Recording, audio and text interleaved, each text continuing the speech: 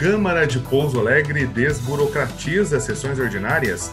Compra de vacinas contra a Covid-19 por empresas. Texto base do projeto é aprovado. Projeto em tramitação no Senado zera a alíquota de medicamentos usados em intubação. O presidente do Senado defende modernização na Lei de Segurança Nacional. O Senado coloca em votação prorrogação da declaração do imposto de renda. Esses são os destaques do Jornal da Câmara, que está no ar.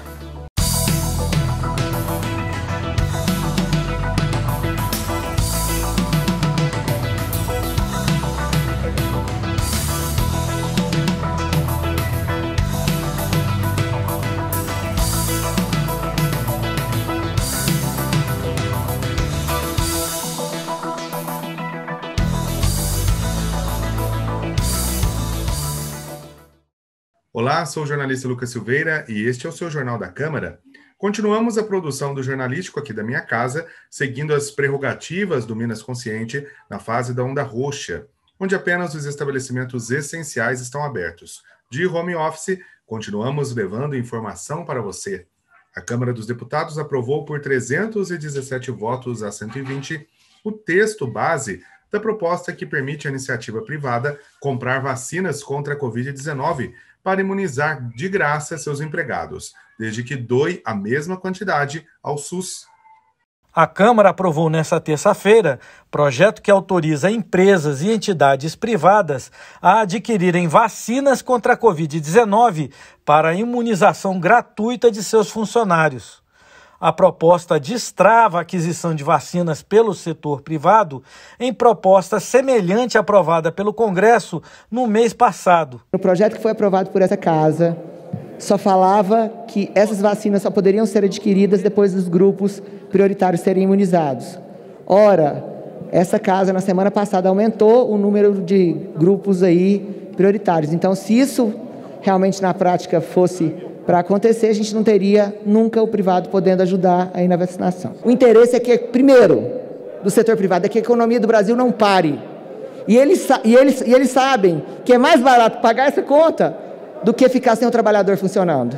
Entre outros pontos, a proposta aprovada proíbe a venda das vacinas adquiridas e determina que a mesma quantidade oferecida aos funcionários da empresa deve ser doada ao SUS. O texto aprovado permite que as empresas vacinem apenas seus próprios empregados e não seus familiares, e obriga o setor privado a vacinar os beneficiados seguindo a ordem das prioridades estabelecidas no Plano Nacional de Imunização. Partidos de oposição acusaram a proposta de provocar uma competição entre o setor privado e o SUS e de criar privilégios. Este projeto de lei, que é sim um projeto de fura-fila, é sim um projeto do salve-se quem puder, porque acontecerá o seguinte se esse projeto for aprovado. Um jovem de 30 anos, deputado Sola, que trabalhe numa empresa X, que tem poder econômico para eventualmente comprar alguma vacina no mercado internacional, poderá ser vacinado dentro de 2 semanas. E um idoso de 60, 70 anos, que tem comorbidade, que tem diabetes, que está fazendo muitas vezes uma terapia renal substitutiva e está desempregado, vai ficar na fila sem vacina. Isso vai causar um apartheid sanitário no Brasil. E os trabalhadores das empresas que não tiverem dinheiro para comprar vacina? E os trabalhadores autônomos? E os trabalhadores informais? E os desempregados? Será que a vida dessas pessoas vale menos do que a de quem está numa empresa que pode comprar vacinas? Deputados favoráveis à proposta rebateram. Esse projeto de lei, diferente do que foi aqui falado, de forma nenhuma ele fura fila. Presidente, tempo da minoria. Furar fila é se nós colocássemos grupos prioritários, se os trabalhadores dessas empresas passassem a ser grupo prioritário na fila do Plano Nacional de Imunização. E não é isso que acontece, não é isso que nós estamos propondo. Muito pelo contrário. A cada um que uma empresa vacinar, se tira 2 da fila do SUS, se tira 2 da fila do Plano Nacional de Imunização. Esse projeto vai acelerar o processo de vacinação. E o que a lei diz no parágrafo 6º? que as aquisições feitas pelas pessoas jurídicas de direito privado com um laboratório que já venderam vacina ao Ministério da Saúde só poderão ser pactuadas após o cumprimento integral dos contratos e entregas das vacinas ao governo federal. Aprovado o texto principal, a proposta volta ao plenário nesta quarta-feira para a votação dos destaques, que são emendas para alterar o texto sugerido pela relatora. O projeto de lei 1023 de 2021 em tramitação no Senado prevê alíquota zero de importação de medicamentos necessários usados para a intubação de pacientes com Covid-19. Medicamentos essenciais para a intubação de pacientes como sedativos, neurobloqueadores musculares e analgésicos estão na iminência de acabar. Com o aumento de casos de internações por causa da Covid-19, vários estados registraram escassez dessas medicações. O aumento no consumo, dado a quantidade de pacientes em chegada nas unidades de terapia intensiva e emergência do país, está fazendo com que essas medicações faltem em alguns locais. E não existe outra condição que consigamos manter nossos pacientes vivos sem a utilização de medicações que façam analgesia, que façam a sedação e os bloqueadores neuromusculares. Para ajudar na solução desse problema, o senador Randolfo Rodrigues apresentou um projeto que zera as alíquotas de importação dos insumos dos medicamentos utilizados na intubação de pacientes. Na justificativa do projeto, o senador alega que houve falha por parte do governo. Segundo ele, o governo federal não prorrogou a redução das alíquotas desses insumos e isso permitiu o desabastecimento. Ele lembra ainda que o Conselho Nacional de Saúde informou a possibilidade de falta de kits para intubação em agosto do ano passado. Precisamos urgente dessas medicações nas terapias intensivas do país. A ausência dessas substâncias químicas nos traz um prejuízo inexorável na adaptação desses pacientes críticos e graves a ventilações mecânicas invasivas. O presidente do Senado, Rodrigo Pacheco, se pronunciou sobre o assunto durante um seminário do Instituto Brasileiro de Ciências Criminais. A norma de 1983, editada no regime militar, foi utilizada para prender ou indiciar tanto críticos como opositores do governo. Ações no Supremo Tribunal Federal questionam a constitucionalidade da lei. Rodrigo Pacheco também destacou a necessidade de criação de uma renda mínima cidadã para combater os efeitos da pandemia.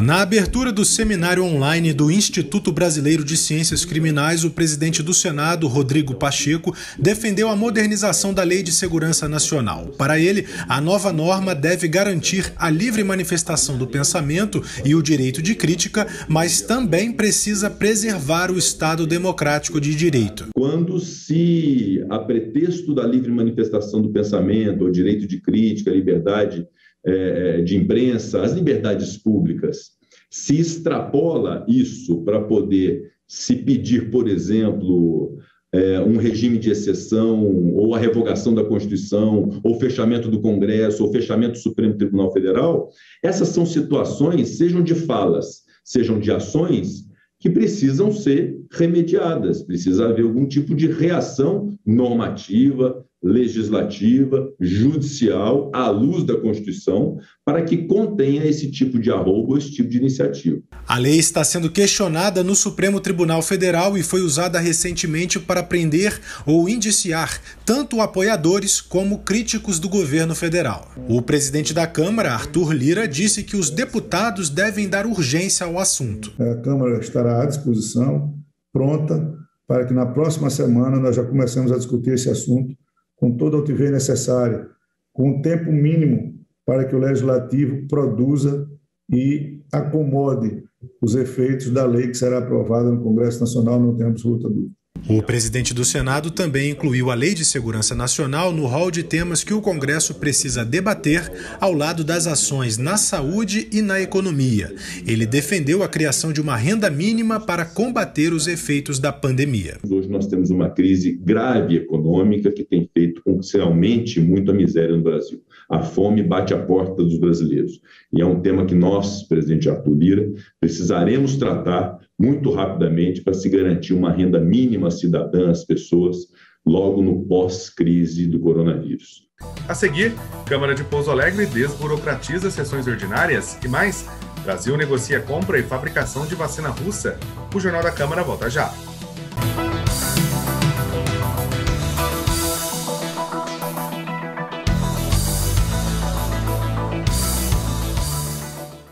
Chegamos a um ano de pandemia da Covid-19, mas a luta ainda continua.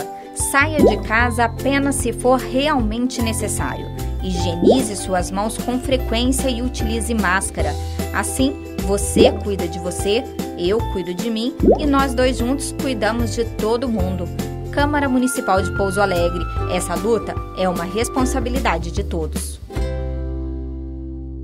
Esta é a Bárbara Ellen, atleta pouso-alegrense campeã de karatê. Mas a minha luta agora é outra. O meu desafio é convocar você a separar corretamente o lixo que produzimos em casa.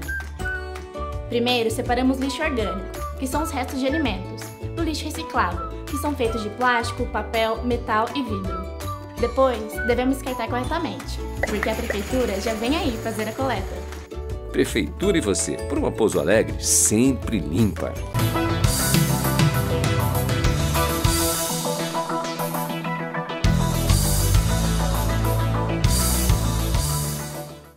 O Brasil avança nas negociações para a compra e fabricação da vacina Sputnik V.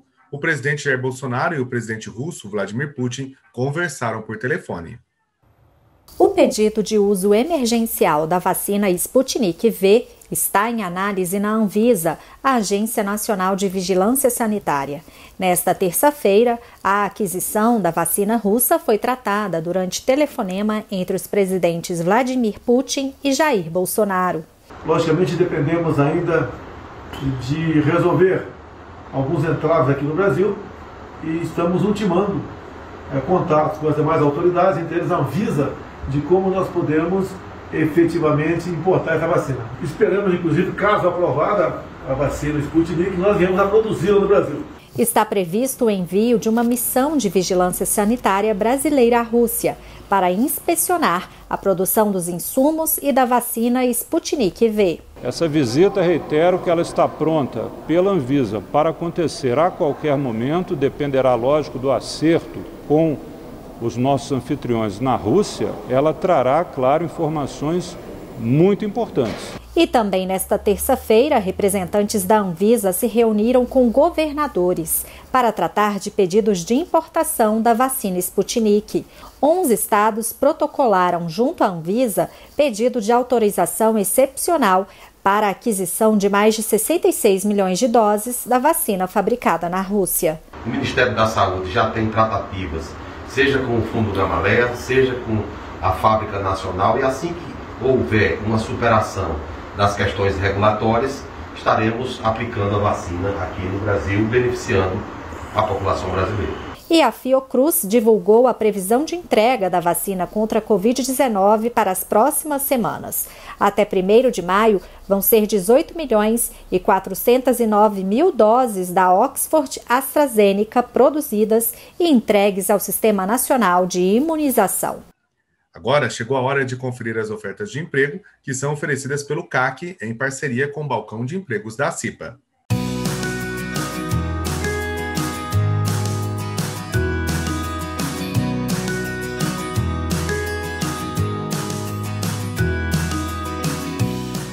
Atenção às vagas de emprego oferecidas pelo CAC, Centro de Apoio ao Cidadão, em parceria com a ACIPA, a Associação do Comércio e Indústria de Pouso Alegre. Frentista, armador, operador de escavadeira hidráulica, operadores de trator de esteiras, auxiliar de produção solda SMD, instalador, ajudante de instalação, operador de ponte rolante, operador de máquina LCT, ajudante de perfiladeira, ajudante de LCT, operador de máquina, operador de empilhadeira, conferente, analista de engenharia, ajudante de expedição, ajudante geral, auxiliar de limpeza, mecânico de refrigeração, motorista com CNH-B, encarregado de obra, assistente fiscal, assistente pessoal, auxiliar de colagem, gerente administrativo, secretária, vendedora, estagiário em engenharia elétrica, auxiliar de lavanderia, gerente comercial, supervisor comercial, carga e descarga. O CAC fica na Câmara Municipal de Pouso Alegre, Avenida São Francisco, número 320, no bairro Primavera. O horário de funcionamento do CAC é das 9 da manhã às 6 da tarde. Para mais informações, você pode ligar no 3429-6512. Você pode ainda mandar o seu currículo para o e-mail vagascac@gmail.com.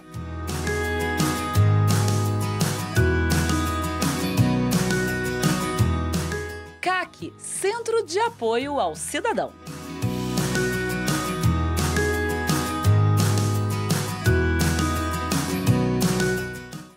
Na noite desta terça-feira, 6 de abril, por meio de uma sessão híbrida, os vereadores de Pouso Alegre aprovaram um projeto de resolução número 1340 de 2021, que altera o regimento interno da Câmara. A matéria visa a desburocratização das sessões ordinárias. E vamos de notícias aqui na TV Câmara de Pouso Alegre. Na noite desta terça-feira, 6 de abril, por meio de sessão híbrida, os vereadores de Pouso Alegre aprovaram um projeto de resolução número 1340 de 2021, que altera o regimento interno da Câmara. A matéria visa a desburocratização das sessões ordinárias.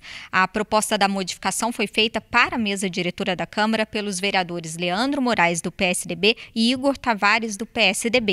E foi apoiada pelo presidente da Casa, vereador Bruno Dias do DEM. Todos os vereadores foram favoráveis à matéria. Com a nova redação do regimento, fica dispensada as leituras das indicações que constarão do expediente das sessões ordinárias, sendo as mesmas disponibilizadas no site da Câmara Municipal, www.cmpa.mg.gov.br, para devida publicidade. As indicações serão encaminhadas ao Poder Executivo após as sessões ordinárias, independentemente de deliberação do plenário, através de ofício, preferencialmente por meio digital. A mudança vai trazer mais agilidade às sessões, tendo em vista que a leitura das indicações demandava um grande tempo no início das reuniões plenárias. A seguir, desempenho da agropecuária deverá atingir R$1 trilhão até o fim do ano e mais. Projeto de reabilitação mostra aumento na evolução motora e funcional de pacientes com Covid-19. O Jornal da Câmara volta já.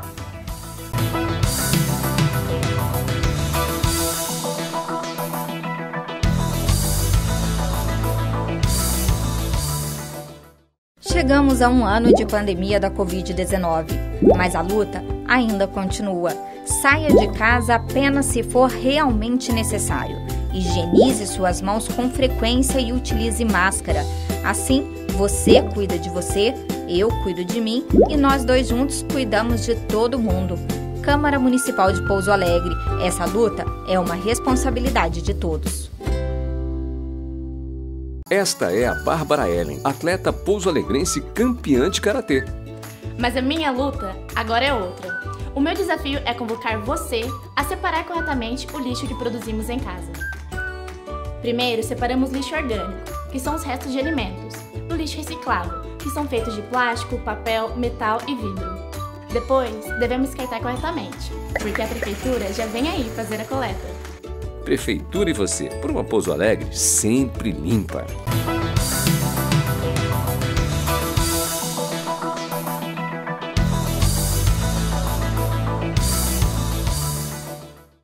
A produção do setor de agropecuária deve atingir mais de R$1 trilhão até o fim do ano. Esse valor representa um acréscimo de quase 12% em relação ao ano passado. A previsão para o setor agropecuário neste ano é bem otimista. Segundo projeção do Ministério da Agricultura, Pecuária e Abastecimento, a expectativa é que o valor bruto da produção, o VPB, atinja R$1 trilhão até o final de 2021. O VPB é calculado com base na produção da safra agrícola e da pecuária e no valor bruto recebido pelos agricultores pela venda das suas produções nas principais praças do país, dos 26 produtos mais comercializados. Para o Ministério da Agricultura, a projeção de faturamento representa um recorde histórico. É um valor surpreendente porque ele é o maior de uma série de 30 anos que nós usamos para fazer os cálculos. Deve ter um impacto bastante grande na economia brasileira, nas cidades do interior, por exemplo, cidades médias e grandes, uma vez que a maior parte dos municípios brasileiros, eles têm uma inserção forte na agricultura. Para a Confederação da Agricultura e Pecuária do Brasil, o resultado projetado para este ano é o reflexo da boa expectativa da safra de grãos e de alguns produtos da pecuária. Nós temos os 5 produtos que compõem a maior participação do faturamento da agropecuária no Brasil. Soja, milho, pecuária de corte, leite e a cana-de-açúcar compõem 75% do faturamento do setor agropecuário do VBP. E uma última notícia. Uma iniciativa de reabilitação para pacientes que tiveram Covid-19 e também doenças crônicas aponta resultados positivos. O projeto foi implantado em 5 hospitais em diferentes regiões do país em novembro e dezembro do ano passado. Médicos, enfermeiros, fisioterapeutas, nutricionistas e outros profissionais receberam cerca de 320 horas de capacitação. Cada hospital recebeu equipamentos que auxiliam no atendimento aos pacientes, como andadores, incentivadores respiratórios e estimuladores musculares. O resultado foi um aumento de 26% na evolução na parte motora e funcional dos pacientes. O Hospital Geral de Fortaleza, por exemplo, conseguiu atingir 60% de evolução. Nós tivemos um ganho enorme, principalmente no indicador da taxa de permanência dos pacientes cronicamente enfermos, algo em torno de 50%, na taxa de permanência. O objetivo do projeto é trabalhar na reabilitação de pacientes que estão em estado mais crítico e sofrem com outras doenças crônicas. Com as ações do projeto, os pacientes recebem alta mais rápido, com muito mais independência e não voltam mais para o hospital. Quando você oferece para ele uma recuperação, ou seja, uma reabilitação por uma equipe multiprofissional qualificada, você tende a oferecer para o paciente maior independência, consequentemente, menor tempo de internação. O pai do Raul foi internado em Contagem, em Minas Gerais, com Covid-19 e recebeu o tratamento idealizado pelo projeto. Todos aqui são ótimos, qualificados. Toda vez que eu estive aqui, eu presenciei bons atendimentos, toda a parte dos médicos, enfermeiro, técnicos.